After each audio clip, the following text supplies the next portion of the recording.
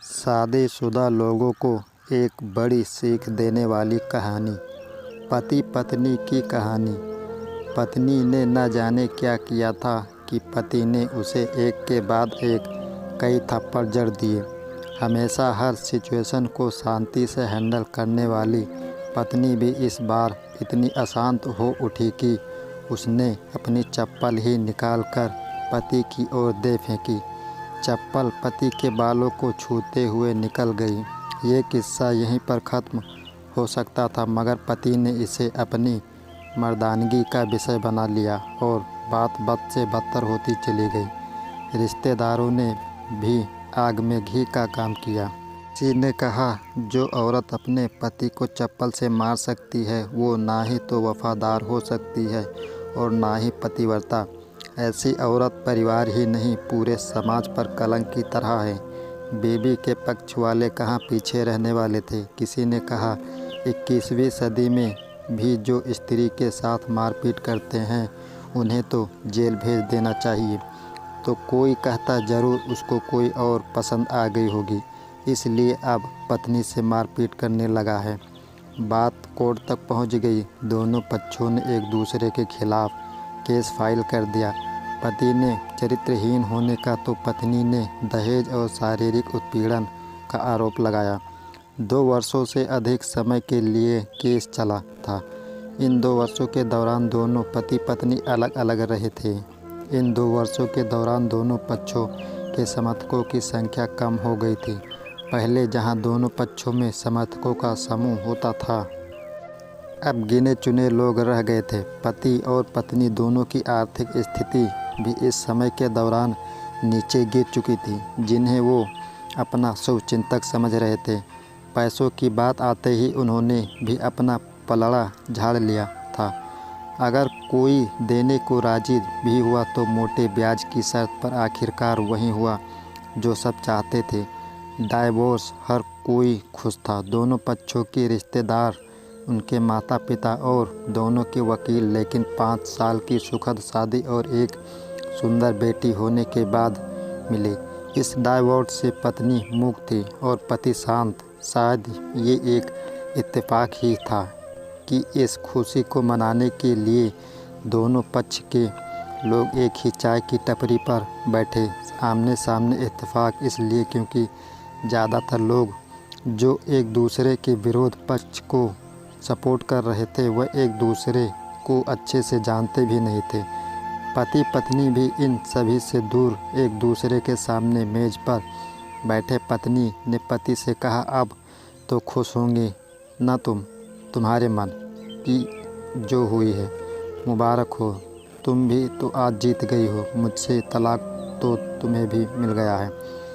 I congratulation to you to. पति ने कहा, तलाक को तुम जीत का प्रतीक समझते हो? पत्नी ने पूछा। पति चुप रहा। थोड़ी देर की शांति के बाद पति ने कहा, मुझे तुम्हें 5 लाख रुपए अभी और हर महीने 8,000 देने का आदेश है। अभी मेरे पास पैसे नहीं हैं, इसलिए हमारा मतलब मेरा जो सिटी में फ्लैट है उसे तुम्हारे नाम कर देता हूँ। पत्नी बोली, लेकिन उस फ्लैट की कीमत तो 18 लाख की है। हाँ, लेकिन हमारी बेटी तुम्हारे साथ है और आगे जाके उसके खर्चे भी बढ़ेंगे, तुम्हें थोड़ी आसानी होगी। पति ने कहा, नहीं नहीं, मुझे सिर्फ 5 लाख ही देना और तुम हर महीने 8,000 तो देने ही वाले हो। मैं मैनेज कर लूँगी। अगर 5 लाख नहीं है तब भी कोई बात नहीं। पत्नी बोली। दोनों फिर से शांत हो गए। पति सोचने लगा, कितनी भोली और समझदार है ये औरत, जो कुछ समय पहले तक मेरी पत्नी थी और अब अनजान में ये वही है जो कम से कम खर्चे में घर चलाती और पैसे बचाकर मेरे जन्मदिन और बर्थडे पर हमेशा मेरे लिए नए कपड़े खरीद लाती। कभी बीमार भी हो जाती तो पैसे बचाने के लिए मुझे मालूम ना होने देती और घरेलू नुस्खे से अपना इलाज कर लेती। मगर घर में कोई और बीमार होता तो तुरंत डॉक्टर के पास लेकर जाती। मेरी ही मति मारी गई थी। मैं ही अपनी झूठी मर्दानगी के चक्कर में इतनी बड़ी गलती कर बैठा। पत्नी के दिमाग में भी उथल पुथल चल रही थी। अभी भी वैसा का वैसा ही पहले भी खुद से ज़्यादा हमारे बारे में सोचता था और अब भी वही कर रहा है। ये वही आदमी है जो मुझे एक्सीडेंट से बचाने के लिए खुद मोटरसाइकिल के आगे कूद पड़ा था और अपनी उंगली तोड़वा बैठा था। पता नहीं कौन सी मनहूस घड़ी में झगड़ा कर बैठी। पति ने मौन तोड़ते हुए पूछा, अब तुम्हारे कमर का दर्द कैसा है? ज़्यादा तकलीफ़ तो नहीं होती? पत्नी हल्का सा मुस्कुराई और बोली, अभी भी होता है, अब तो पेट में भी क्रम से उठते हैं। वो तो होगा ही, तुम योगा तो या कसरत भी तो नहीं करती हो। अब किसी गायनेकोलॉजिस्ट को ज़रूर दिखा देना। पति ने कहा, तुम बताओ तुम्हारा अस्थमा कैसा है? अब क्या अब भी दौरे पड़ते हैं? पत्नी ने पूछा। हाँ पड़ते हैं, पहले से ज़्यादा, क्योंकि अक्सर इन्हेलर भूल जाया करता हूँ याद दिलाने के लिए तुम जो नहीं हो अब। पति बोला। पत्नी की आंखों में आंसू आ गए। वो बोली, तुम्हें मेरे चरित्र पर सवाल नहीं उठाने चाहिए थे, ये तो परिस्थिति आती ही नहीं। हाँ मैं जानता हूँ तुम बहुत अच्छी हो, मुझसे गलती हो गई, बहुत बड़ी गलती, मैं लोगों के बहकावे में आ गया था। पति बोला, तुमने भी तो मुझ पर दहेज का इल्ज़ाम लगाया था।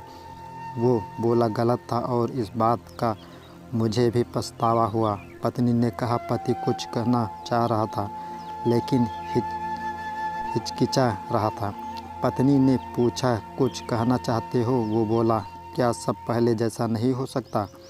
क्या मतलब? पत्नी बोली, मतलब कि हम फिर से पहले की तरह पति पत्नी बनकर, सच्चे दोस्त बनकर नहीं रह सकते? पति बोला, पर ये डाइवोर्स के पेपर दिखाते हुए पत्नी ने कहा। फाड़ देते हैं। पति ने अपने पास रखे डाइवोर्स के पेपर फाड़ते हुए कहा। पत्नी ने भी अपने पास रखे पेपर फाड़ दिए। सभी हैरान थे। वकील, रिश्तेदार और माँ बाप, पति पत्नी दोनों एक दूसरे के हाथ में हाथ पकड़े अपने घर की तरफ चले गए। दोस्तों, ये कहानी उन हर पति पत्नी के लिए बड़ी सीख है जो छोटी छोटी बातों पर लड़ते हैं और इन झगड़ों को बड़ा बना के अलग होने का डिसीजन लेते हैं। प्यार और झगड़ा तो एक सिक्के के दो पहलुओं की तरह है, दोनों को स्वीकार करना होगा, तभी ये पवित्र रिश्ता उसकी मंजिल तक पहुंच पाएगा। धन्यवाद। कृपया वीडियो को लाइक, कमेंट, शेयर और सब्सक्राइब ज़रूर करें और हर तक ये वीडियो पहुंच सके।